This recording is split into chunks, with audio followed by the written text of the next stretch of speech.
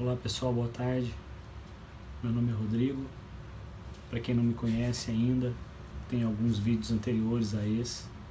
Vocês podem ir lá e entender um pouco do intuito desse canal, desse trabalho que a gente começou a fazer a respeito daquilo que eu tenho visto, ouvido, lido, meditado. O foco aqui é falar a respeito do Evangelho de Jesus Cristo, sem nenhuma denominação por trás, sem nenhum outro interesse que não seja o Evangelho puro e simplesmente. E hoje eu gostaria de falar um pouco a respeito das coisas que nos impedem de servir a Deus, de agradar a Deus, daquilo que nos envolve. Porque quem conhece o Evangelho, quem lê as Escrituras, sabe que Deus é bom, que o que Jesus ofereceu é melhor do que o que esse mundo oferece. Mas então por que a gente não aceita? Por que a gente não vive dessa maneira?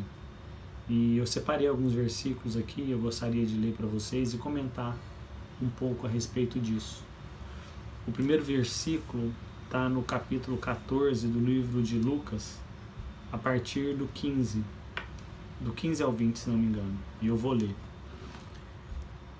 E ouvindo isso, um dos que estavam com ele à mesa disse-lhe: Bem-aventurado o que comer pão no reino de Deus. Jesus estava falando a respeito do reino de Deus e apareceu lá um puxa-saco, né? Uma pessoa para poder elogiar. E aí a resposta de Jesus foi muito interessante. Porém, ele lhe disse: Um certo homem fez uma grande ceia e convidou a muitos. E à hora da ceia, mandou o seu servo dizer aos seus convidados: Vinde, que já está tudo preparado. Esse homem aqui é Deus, né, que preparou essa ceia, que preparou essa festa, que preparou esse lugar. E o servo que ele mandou a convidar as pessoas é Jesus Cristo. Depois que Jesus fez o convite, a partir do versículo 18, e todos, a uma, começaram a excusar-se. Disse-lhe o primeiro: Comprei um campo e preciso ir vê-lo. Rogo-te que me hajas por escusado. E o outro disse: Comprei 5 juntas de bois e vou experimentá-las. Rogo-te que me hajas por escusado. E o outro disse: Casei, portanto não posso ir. E voltando aquele servo, anunciou essas coisas ao seu senhor.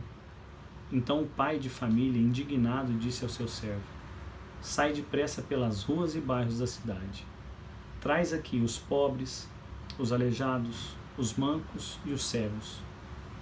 E disse o servo: Senhor, feito está como mandaste, e ainda há lugar. Versículo 23. E disse o Senhor ao servo: Sai pelos caminhos e valados, ou atalhos, ou becos, e força-os a entrar, para que a minha casa se encha. Porque eu vos digo que nenhum daqueles varões que foram convidados provará da minha ceia. E no versículo 26 ele disse um pouco mais: Se alguém vier a mim e não aborrecer seu pai, mãe, mulher e filhos, e irmãos e irmãs, e ainda também a sua própria vida, não pode ser meu discípulo. E qualquer que não levar a sua cruz e não vier após mim, não pode ser meu discípulo.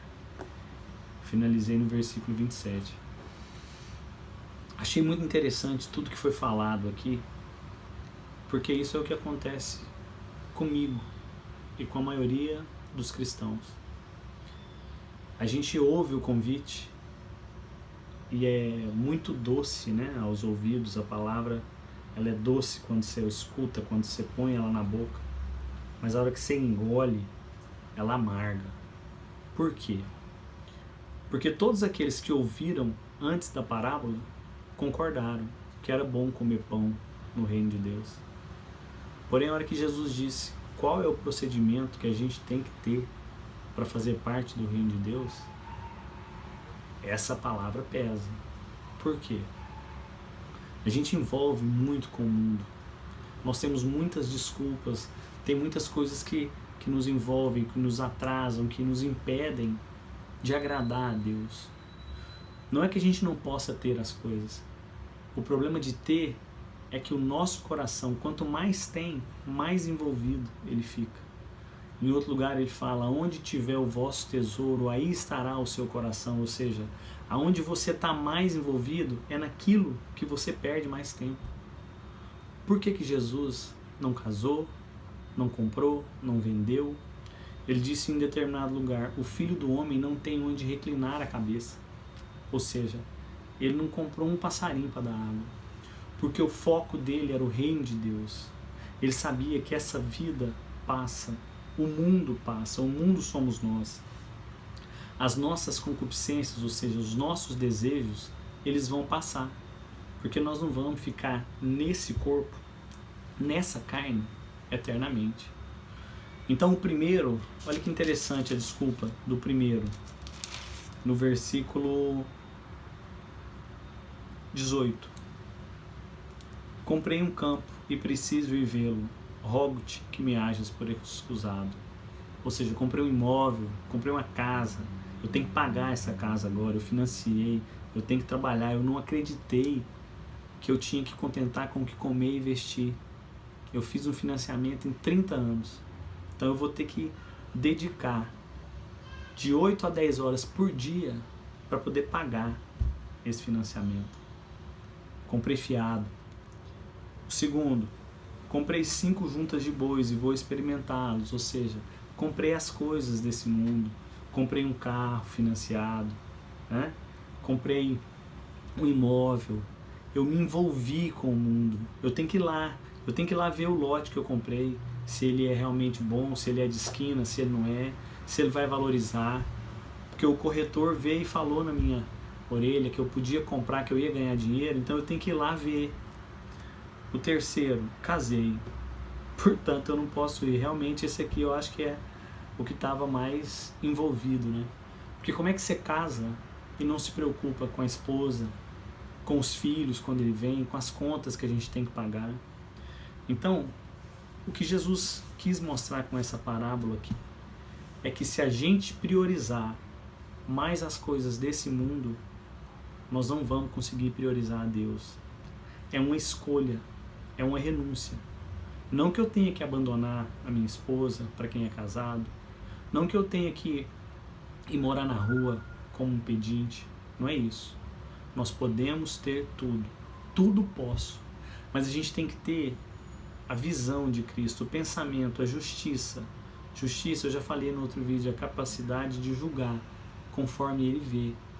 Porque se a gente ficar envolvido só com as coisas do mundo, nós vamos sempre arrumar a desculpa para não agradar a Deus. E Deus não mudou. O que Ele exigiu dos primeiros cristãos, dos apóstolos, Ele vai exigir de nós.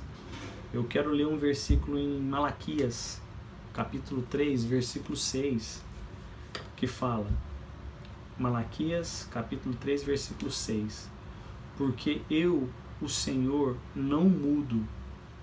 Ou seja, Ele não mudou.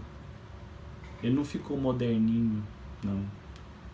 As vestes dele são as mesmas. O vestir de branco também é exigido de nós.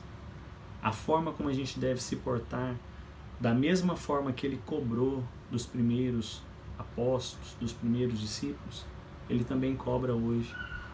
Então nós temos que ter essa preocupação de adquirir essa justiça, essa forma de pensar, essa maneira de viver. Nós não podemos servir a Deus e ao diabo, nós não podemos ficar envolvido com o mundo e com Deus. Ele não aceita. Para você servir um, você tem que deixar de servir o outro. Não podeis servir a 2 senhores. Não podeis servir a Deus e a Mamon, ou seja, ao dinheiro, às coisas desse mundo. E em um outro versículo, se não me engano, 1 Pedro 4, diz assim, do versículo 1 ao versículo 3. Ora, pois, já que Cristo padeceu por nós na carne, armai-vos também vós com este pensamento. Ou seja, ele deu o exemplo, ele renunciou às coisas para servir o outro, ele padeceu por nós na carne, nós temos que fazer como ele fez. Que aquele que padeceu na carne já cessou o pecado, ou seja, você não faz mais a sua vontade, você vive para fazer a vontade de Deus. Versículo 2: para que no tempo que vos resta na carne, ou seja, na vida que nós temos hoje, não vivais mais segundo os desejos da carne ou as concupiscências dos homens, mas segundo a vontade de Deus. Trabalha para Deus. Porque é bastante que no tempo passado da vida, ou seja, na vida que você vivia antes, fizéssemos a vontade dos gentios, andando em dissoluções, em concupiscências, borracheiras, glutonarias, bebedices e abomináveis idolatrias. Ou seja, para finalizar, a vida de um cristão, ela é diferente da vida do mundo, das pessoas. Ele não se veste da mesma forma, ele não se comporta da mesma maneira, ele não usa os mesmos artifícios para poder ganhar dinheiro, ele não é corrompido, ele não é envolvido em bebedice, ele dá um bom exemplo, ele dá um bom testemunho, porque ser cristão não é falar, é viver. Se você ainda não consegue viver como um cristão, procura saber como que um cristão deve proceder através do Evangelho. Para que através desse conhecimento do Evangelho, como está escrito, conhecereis a verdade e a verdade vos libertará.